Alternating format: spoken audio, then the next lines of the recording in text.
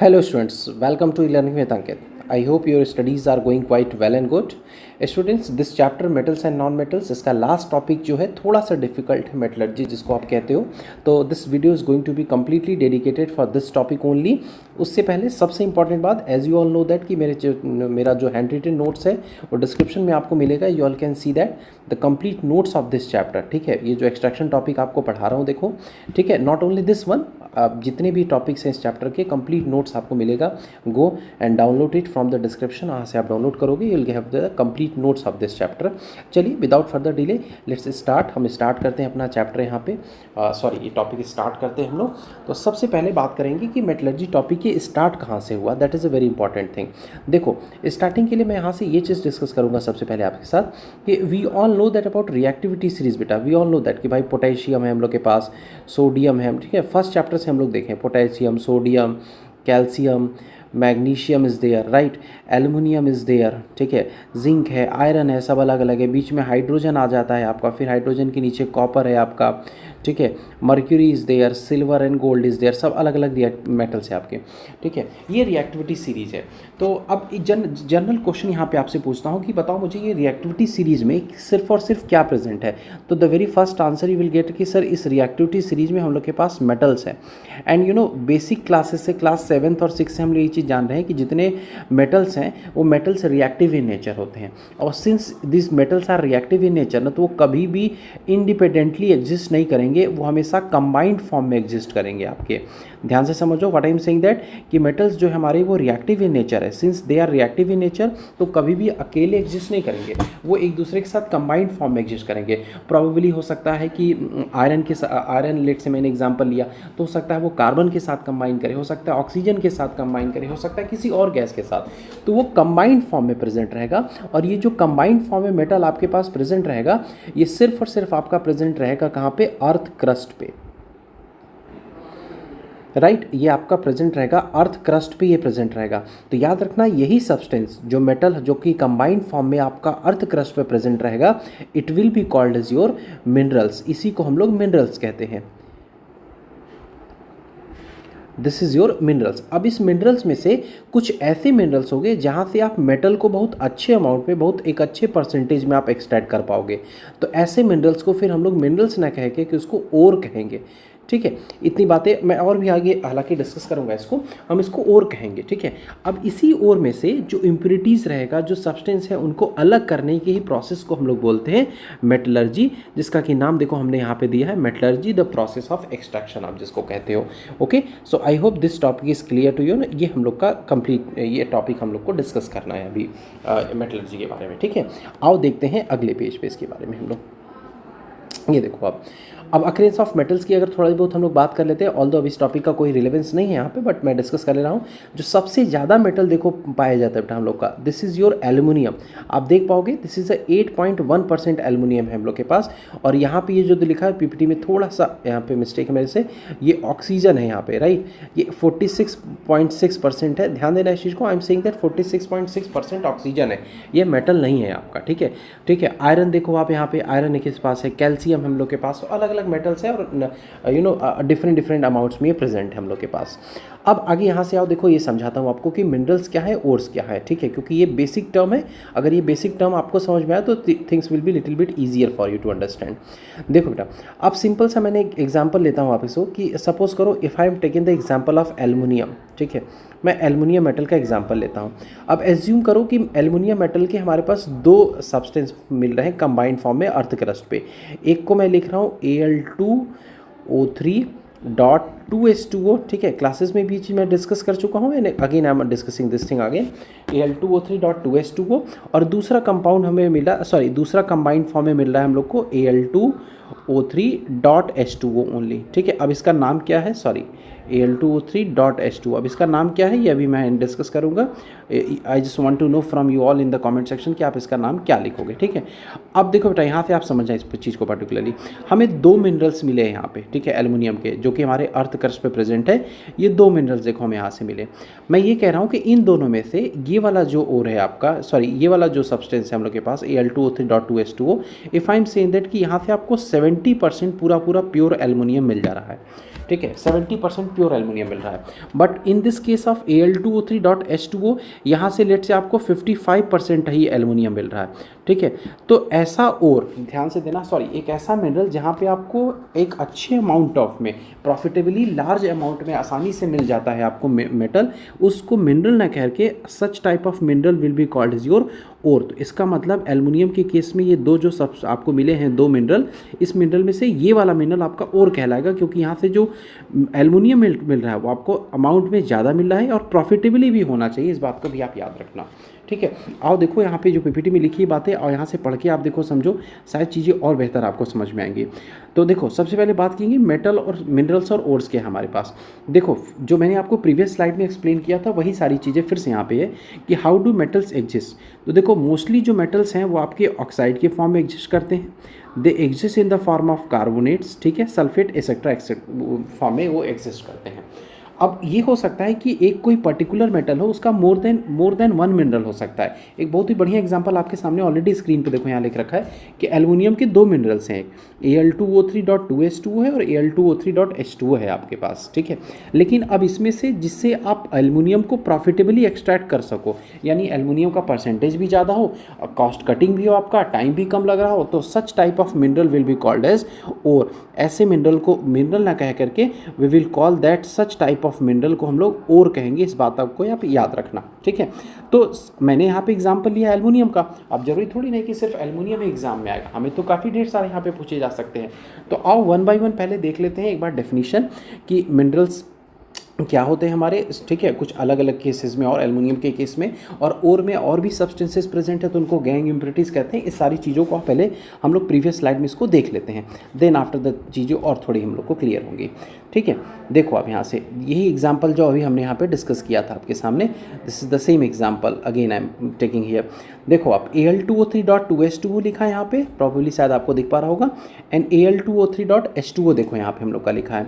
देखो ध्यान से यहाँ पे यही बात मैंने बोला था कि देखो minerals from which metals can be profitably extracted, देखो यहाँ पे लिख रखा है बेटा कि प्रॉफिटेबली अगर जिससे आप एक्सट्रैक्ट कर रहे हो उसी को हम लोग ओर कहेंगे, this will be called as your ores, इसको आप ओर कहोगे।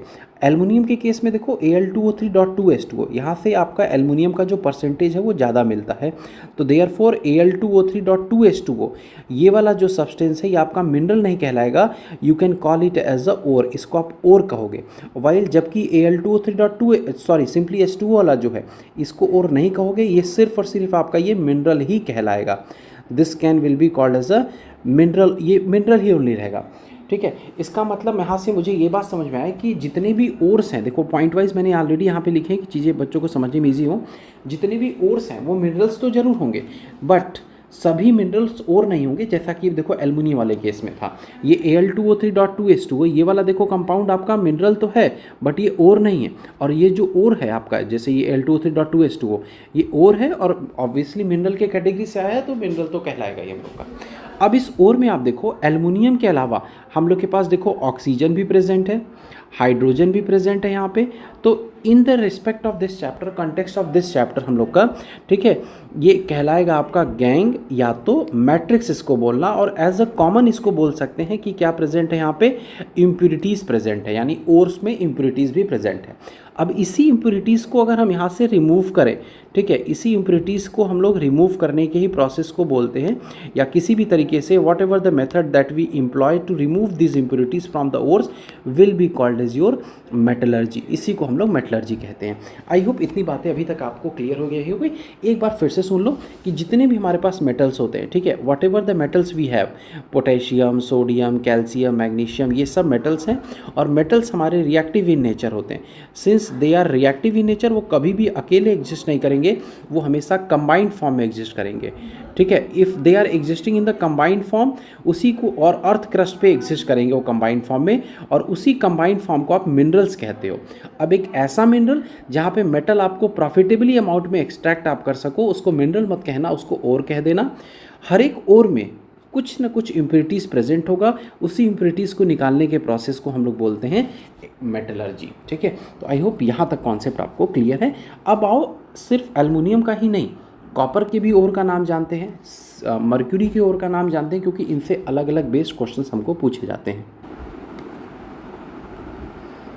सो लेट अस सी सम इम्पॉर्टेंट मेटालिक ओर्स। कुछ इंपॉर्टेंट मेटालिक ओर्स देखो यहाँ पे हम लोग को दे रखे हैं। अब वन बाय वन को जानते हैं। जैसे एल्युमिनियम के केस में Al2O3.2H2O, वही मैंने देखो आपको समझाया था। तो उसके ओर को हम लोग क्या बोलते हैं, देखो here it's retain bauxite.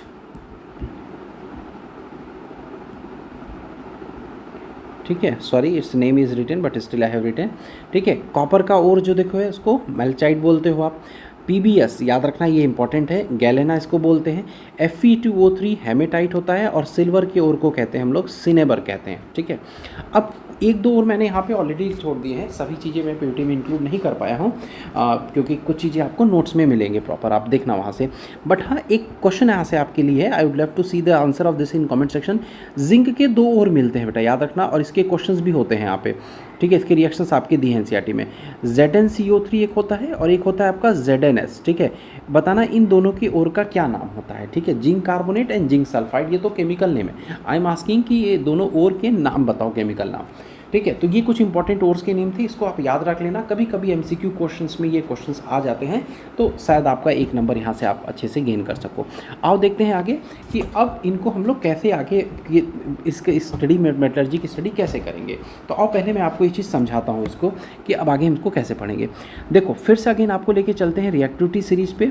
Like we know that कि भाई स्टार्टिंग कहाँ से होता है हम लोग का, सोडियम है, पोटेशियम लिखते हो आप। ठीक है, कैल्शियम है हम लोग के पास, मैग्नीशियम, एल्युमिनियम, ठीक है, जिंक, आयरन, लेड, कॉपर, इस तरीके से हम लोग के पास है। ठीक है, सॉरी हाइड्रोजन, हाइड्रोजन के बाद आप कॉपर लिखते हो, मर्क्यूरी लिखते हो, ठीक है, सिल्वर लिखते हो, गोल्ड लिखते हो अलग अलग। तो tell me answer of this question, इसके पास प्लेटिनम आ जाता है इसके बाद। तो अब tell me answer one thing question this यहाँ पे कि अब भाई सोडियम पोटेशियम जो रिएक्टिविटी सीरीज में सबसे ऊपर आ रहा है, तो दे आर हाईली रिएक्टिव। ठीक है, वो क्या है, उनकी रिएक्टिविटी सबसे ज़्यादा है, दे आर हाईली रिएक्टिव। वहीं इसके नीचे जो एल्युमिनियम के नीचे सब्सटेंस आ रहे हैं वो थोड़े बहुत क्या हमारे पास मॉडरेट रिएक्टिव है। ठीक है, वो मॉडरेट रिएक्टिव है। और जो कॉपर के भी नीचे आ रहे हैं दे आर लीस्ट रिएक्टिव, वो एकदम सबसे कम रिएक्टिव है। तो अब देखो जनरल सा एक अंडरस्टैंडिंग हम लोग की बात यहाँ पे समझ में आती है कि भाई जो सब्सटेंस हाईली रिएक्टिव है, सॉरी जो मेटल्स हाईली रिएक्टिव है और जो लीस्ट रिएक्टिव है, जो मॉडरेटेड है, क्योंकि सबकी रिएक्टिविटी अलग है, तो the same method of extraction can not be applied to everyone, to every metal. सभी के लिए सेम एक्सट्रैक्शन मेथड हम नहीं अप्लाई कर सकते, सबके लिए हमको अलग अलग एक्सट्रैक्शन का मेथड फॉलो करना पड़ेगा। तो आओ देखो अगली स्लाइड में आप यही चीज़ देखोगे कि इसी वजह से मेटल्स को हम लोगों ने क्या किया है, 3 अलग अलग ग्रुप्स में क्लासीफाई किया गया है। यहाँ पे देखो आप ध्यान से, you will C over here कि जो भी मेटल्स हम लोग के पास, देखो यहाँ पे 3 अलग अलग, देखो यहाँ पे मैंने लिख रखा है बेस्ड अपॉन देयर रिएक्टिविटी। ठीक है, इनकी जैसी रिएक्टिविटी है उसके आधार पे बेस्ड अपॉन दैट इनको 3 क्लास में डिवाइड किया गया है। पहला देखो ऐसे मेटल्स जो कि लो रिएक्टिव है, पहले इनको पढ़ाया जाता है।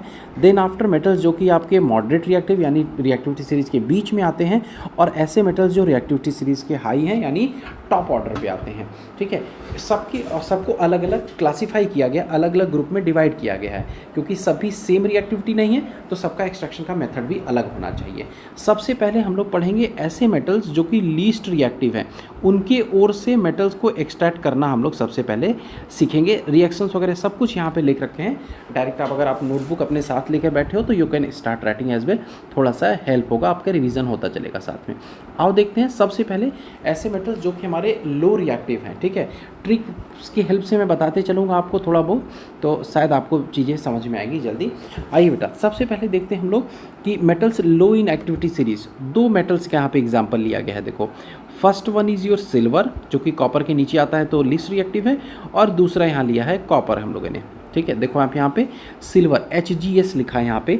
अब इस देखो, अब सबसे इंपॉर्टेंट बात क्या है कि आप रिएक्शंस तो रट लेते हो, लेकिन रिएक्शन के नीचे जो नेम लिखा है ना, जनरली क्लास 10 के बच्चे उसको ओमिट कर जाते हैं।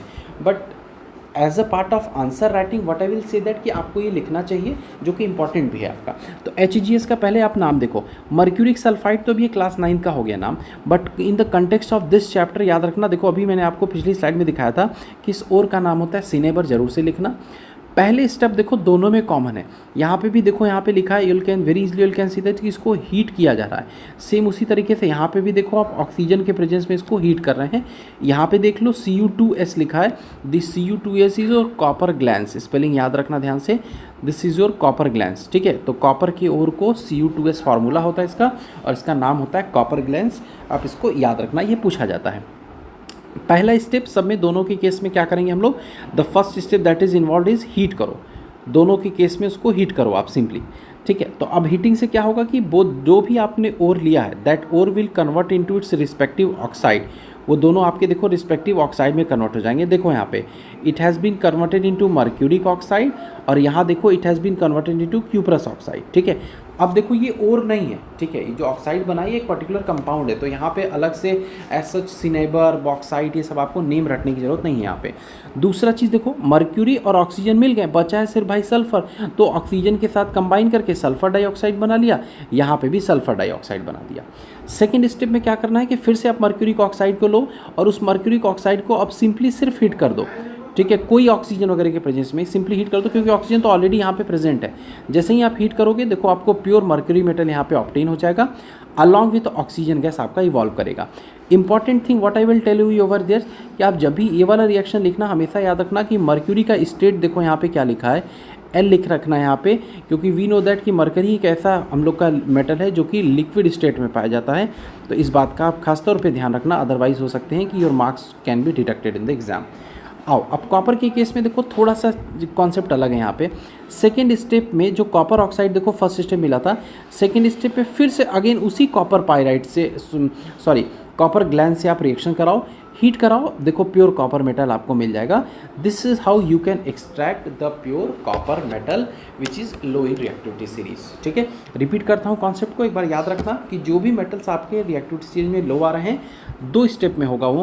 पहले स्टेप में उनको हीट करो, जैसे ही हीट करोगे वो ऑक्साइड में कन्वर्ट हो जाएंगे और फिर से दोबारा ऑक्साइड को आप हीट कर दो, बट इस बार ऑक्सीजन के एब्सेंस में करना होता है, ठीक है। तो ये चीज़ याद रखना, मर्क्यूरी और कॉपर दो का एग्जाम्पल आपके सिलेबस में दे रखा है, ठीक है।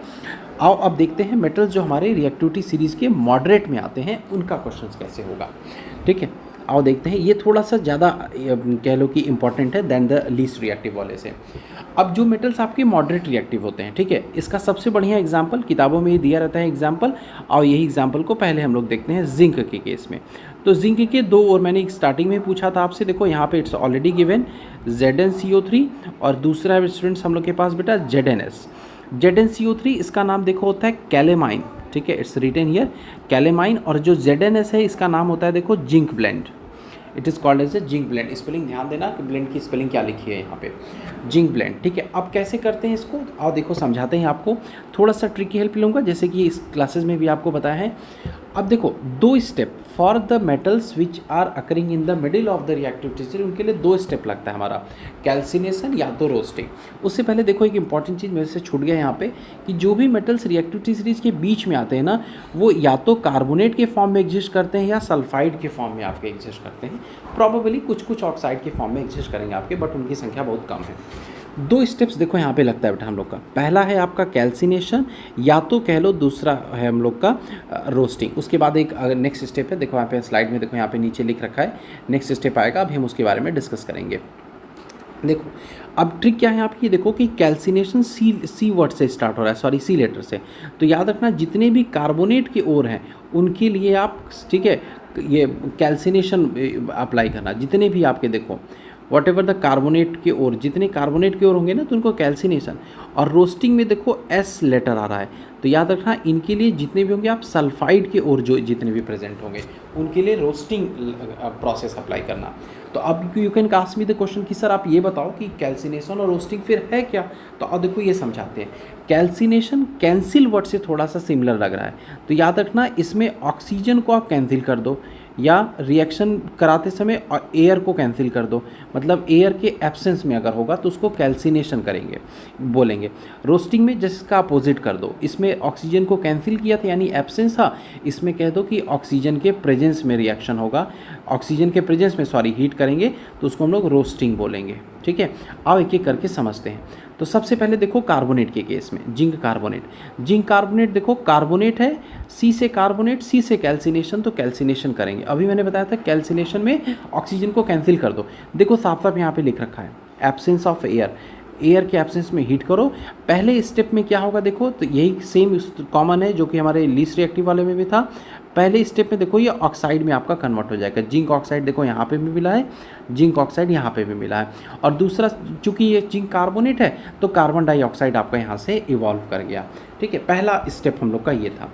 अब जिंक सल्फाइड के केस में देख लो, देखो ये सल्फाइड एस था यहाँ पे, तो रोस्टिंग अप्लाई करेंगे इसके लिए प्रोसेस। रोस्टिंग में क्या होता है, ओर को हीट करते हैं in the presence of excess air, excess air के साथ उसको हीट करते हैं। जैसे ऑक्साइड देखो कार्बोनेट के केस में बना था, ऑक्साइड यहाँ पे भी बना, यानी पहला स्टेप हमारा डन है, जिंक ऑक्साइड हमें मिल गया है, ठीक है। But we are suppose to calculate, we have suppose to extract the zinc, हमें जिंक को एक्सट्रैक्ट करना है, न कि जिंक ऑक्साइड, क्योंकि हम एक्सट्रैक्शन प्योर मेटल का पढ़ रहे हैं, यानी अभी भी एक स्टेप बाकी है। इसलिए देखो मैंने यहाँ स्लाइड में लिख रखा है नेक्स्ट स्टेप, तो one step is already required. तो अब यहाँ पे क्वेश्चन आपके माइंड में आएगा कि सर जब हमें ऑक्साइड मिल गया है तो इसी ऑक्साइड को सिंपली हम क्या कर दे, हीट कर दे फिर से। तो देखो ये जो मेटल्स हैं हमारे पास, जिंक, ये रिएक्टिविटी सीरीज के बीच में आ रहे हैं, तो ये इतने भी कम रिएक्टिव नहीं है कि सिंपली आप हीट कर दो और प्रीवियस, जैसे पिछले केस में आपने देखा कि मरकरी तुरंत लिक्विड स्टेट में मिल जा रहा था। ये क्या करेंगे, अगर आप इसको फर्दर और हीट करोगे ना तो ये और ऑक्सीजन के साथ कंबाइन कर जाएंगे और कुछ और हायर कंपाउंड बना देंगे, जहाँ से एक्सट्रैक्शन और डिफ़िकल्ट हो जाएगा। इसी वजह से सेकेंड स्टेप हम हीटिंग नहीं कर सकते हैं, हमें कुछ और मेथड एम्प्लॉय करना पड़ेगा, and that method is your reduction, ठीक है। ये देखो ये मेथड है हम लोग का। आइए एक एक करके समझाते हैं इसको, इस केस में क्या हो रहा है एक्चुअली। देखो आप, जिंक ऑक्साइड हमें मिला था, अब ये जिंक ऑक्साइड आप ध्यान से देखो, तो जिंक ऑक्साइड ये आपका कन्वर्ट हो रहा है, देखो स्टूडेंट्स यहाँ पे जिंक मिलता है, यहाँ पे ऑक्सीजन का लॉस हो रहा है, यानी लॉस ऑफ ऑक्सीजन को हम लोग क्या बोलते हैं, रिडक्शन, ठीक है। अच्छा, अब ये किसके प्रेजेंस में हो रहा है, कार्बन यहाँ लिखा है, बट याद रखना ये कार्बन नहीं है, this one is your Coke, ठीक है। आप जानते हो कि इसके बारे में, ठीक है, ये कार्बन के कोक होता है हम लोग का, ये इसके प्रेजेंस में रिएक्शन, वो भी पाउडर्ड फॉर्म में होता है ये, ठीक है। तो रिडक्शन हो रहा है यहाँ पे, इसका मतलब जो मेटल्स मॉडरेट रिएक्टिव है, रिएक्टिविटी सीरीज के बीच में आ रहे हैं, उनके लिए जो सेकेंड स्टेप होगा, the second step involve is will be your reduction, इसको हम लोग बोलते हैं रिडक्शन। जो सेकेंड स्टेप इन्वॉल्व होगा वो आपका रिडक्शन होगा। किससे होगा रिडक्शन, याद रखना, कार्बन यानी कोक से, चारकोल के फॉर्म में प्रेजेंट है, उससे रिएक्शन कराते हैं। जिंक ऑक्साइड देखो रिड्यूस हो गया, प्योर जिंक मेटल यहाँ से हमको मिल गया। आप चाहो तो सॉलिड स्टेट में भी यहाँ पे रिएक्शन ले सकते हो। I hope this one is clear to you. PbO देखो, लेड ऑक्साइड, ये भी देखो सिंपली हीट कर रहे हैं, कार्बन प्रेस में हो गया, ठीक है। लेकिन अब कुछ ऐसे मेटल्स भी हो सकते हैं जो कि आपके ऑक्साइड बनाएंगे, उनको हम कार्बन से रिड्यूस नहीं कर पाएंगे, ठीक है। ऐसा एक रिएक्शन है हम लोग के पास, NCERT में हमारे दिया है, which is very very important, ठीक है। तो आओ मैं पहले आपको वो समझाता हूँ कि वो रिएक्शन क्या है आपका। जैसे देखो, सपोज करो एल्युमिनियम का ऑक्साइड है हम लोग के पास, Al2O3, ठीक है। अब यहाँ पे अगर कार्बन से रिएक्शन कराओगे ना, तो कार्बन इतना ज़्यादा रिएक्टिव नहीं है कि वो ऑक्सीजन को यहाँ से हटा दे, एल्युमिनियम को कर दे। तो इन दैट केस अब इसका रिएक्शन, सॉरी मैंने यहाँ पे मिस्टेक कर दिया, नॉट Al2O3, यहाँ पे आपका होगा Fe2O3, ठीक है। एक्चुअली आयरन मुझे यहाँ पे बोलना चाहिए था, Fe2O3, ठीक है। अब इसमें देखो कार्बन से रिएक्शन नहीं हो सकता, तो for that what will take over here, हम यहाँ पे एल्युमिनियम मेटल लेंगे। अब ये एल्युमिनियम मेटल रिएक्टिविटी सीरीज में आयरन से ऊपर आता है, तो ये क्या करेगा, आयरन को यहाँ से इसके पोजीशन से डिस्प्लेस करके हटा देगा, and as a result you will get the compound Al2O3 आपको मिलेगा। और साथ में ये रिएक्शन बहुत ही ज़्यादा हाईली एक्सोथर्मिक होता है। स्टूडेंट्स प्लीज़ याद रखना इस चीज़ को, this reaction is highly exothermic. अब चूंकि ये रिएक्शन हाईली एक्सोथर्मिक है, तो इसी वजह से यहाँ पे जो आयरन मेटल देखो आपको मिलेगा ना, वो काफ़ी मॉल्टेन स्टेट में, पिघले हुए स्टेट में, यानी लिक्विड स्टेट में मिलेगा, ठीक है। तो अब यहाँ पे देखो कार्बन से रिडक्शन कुछ नहीं हुआ, यहाँ पे एल्युमिनियम से डिस्प्लेसमेंट हुआ। तो याद रखना this one is your displacement reaction, जो कि आप पहले से भी पढ़ रखे हो, फर्स्ट चैप्टर से आप पढ़ रहे हो। इसको डिस्प्लेसमेंट रिएक्शन बोलेंगे। रिएक्शन हाईली एक्सोथर्मिक है और इस रिएक्शन को बोलते हैं हम लोग thermite reaction. This reaction is your thermite reaction, ठीक है। इसको हम लोग थर्माइट रिएक्शन बोलते हैं। जो रेलवे, अगर broken parts of A railway track है, ठीक है, अगर रेलवे ट्रैक है, अगर वो कहीं टूट गया है, तो उसको जोड़ने के लिए इसी रिएक्शन का यूज़ होता है। क्यों? क्योंकि यहाँ पे जो आयरन है आपका मोल्टेन स्टेट में मिल रहा है, और वो आसानी से उस जो भी ब्रोकन पार्ट है, जो भी क्रैक्स आ चुके हैं रेलवे ट्रैक्स में, उससे ज्वाइन कर सकते। सिर्फ रेलवे ट्रैक ही नहीं, आयरन के हैवी मशीनरीज में अगर कोई क्रैक आया, अगर पार्ट्स उसके कुछ ब्रेक हो गए हैं, तो इसी रिएक्शन को कैरी आउट कराया जाता है। याद रखना इस चीज़ को, ठीक है। तो I hope this one is also clear. एक बार फिर से रिपीट कर देता हूँ, जो मेटल्स रिएक्टिविटी सीरीज के बीच में आ रहे हैं, उनके लिए आपको रोस्टिंग या तो कैल्सिनेशन, रोस्टिंग और कैल्सिनेशन में हीट करते हैं ऑक्साइड को, कैल्सिनेशन में ऑक्सीजन के एब्सेंस, रोस्टिंग में ऑक्सीजन के प्रेजेंस। सेकेंड स्टेप में आपको क्या करना है, रिडक्शन, ठीक है। बट याद रखना अगर यहाँ पे Fe2O3 कंपाउंड हुआ तो रिडक्शन से नहीं होगा, वो एल्युमिनियम मेटल से आपको डिस्प्लेसमेंट कराना पड़ेगा। रिएक्शन हाईली एक्सोथर्मिक होगा and it will be called as your thermite reaction. Use कहाँ होता है ऑलरेडी डिस्कस, ठीक है। तो I hope till here this much is clear. अब सिर्फ बचता है हम लोग का metals which are highly reactive, और देखते हैं मेटल्स हाईली रिएक्टिव को कैसे हम लोग एक्सट्रैक्ट करेंगे। Let us see the metals which are high up in the reactivity sea. Metals हम लोग के हाईली रिएक्टिव है, आइए उनको समझने की कोशिश करते हैं। तो अब उससे पहले देखो जो मेटल्स हमारे हाईली रिएक्टिव हैं, हमें एग्जांपल्स पता है भाई, पोटेशियम है, सोडियम है आपका, ठीक है, कैल्शियम है, मैग्नीशियम है आपका, एल्युमिनियम है, हम लोग के अलग अलग मेटल्स हैं। तो इसमें से जो सबसे बढ़िया एग्जांपल आपका एनसीईआरटी में दे रखा है, हम लोग उसी को डिस्कस करेंगे यहाँ पे। सोडियम और एल्युमिनियम का देखो मैंने यहाँ पे एक एक्स्ट्रा ऐड रखा है, एज फॉर योर रेफरेंस आप पढ़ सकते हो, ठीक है। तो अब इस पीपीटी में तो समझाना पाना मुश्किल है, तो मैं प्रॉपर नोट्स में जाऊँगा उसको, फिर वहाँ से आपको इसको मैं एक्सप्लेन करता हूँ आपको। देखो this one is sodium metal, हम लोग इसको एक्सट्रैक्ट करते हैं।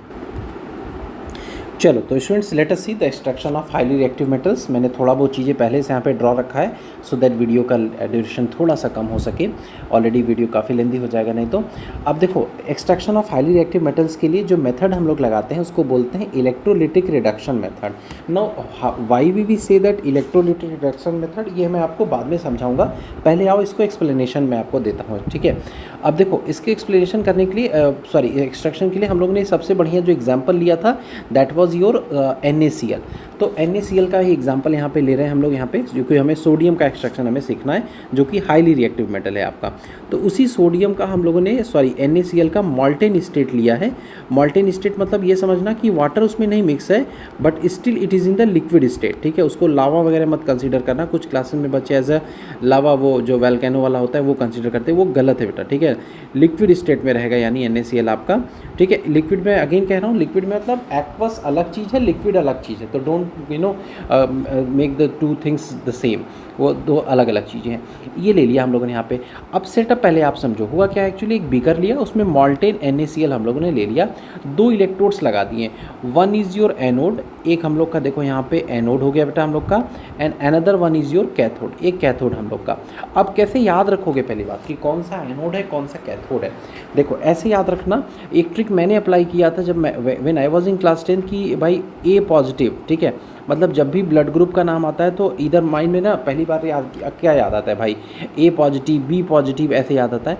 तो हमने A पॉजिटिव करके याद रखा था कि A पॉजिटिव यानी एनोड पॉजिटिव और कैथोड नेगेटिव होगा, ऐसे आप याद रखना, ठीक है।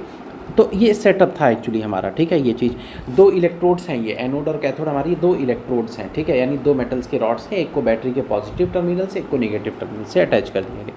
अब देखो जैसे ही यहाँ पे स्विच आप ऑन करोगे, ठीक है, या कह लो कि सर्किट हम लोग का क्लोज हो गया, की को क्लोज करोगे आप, ठीक है, आई एम सेइंग की को क्लोज करना मतलब करंट स्टार्ट हो जाएगा फ्लो करना इसमें। तो अब देखो होगा क्या बेटा, यहाँ पे देखो मैं एक एक चीज़ प्रॉपरली आपको यहाँ पे लिख के बताते चलूँगा सो दैट आपको समझने में ईजी होगा। जो NaCl है देखो आपका, यहाँ से देखो ये बीच से ऐसे ब्रेक करेगा बेटा, ध्यान से समझना।